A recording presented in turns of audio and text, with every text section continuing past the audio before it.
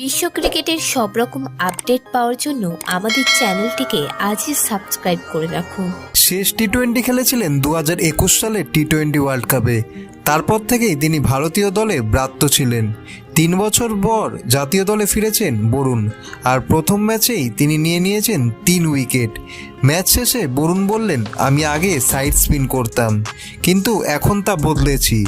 এখন আমি over spin করি। আমার বলেরও ধরন বদলেছে।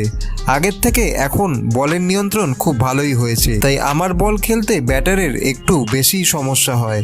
তবে একদিনে এই পরিবর্তন হয়নি, তার জন্য 2 বছর সময়ও লেগেছে।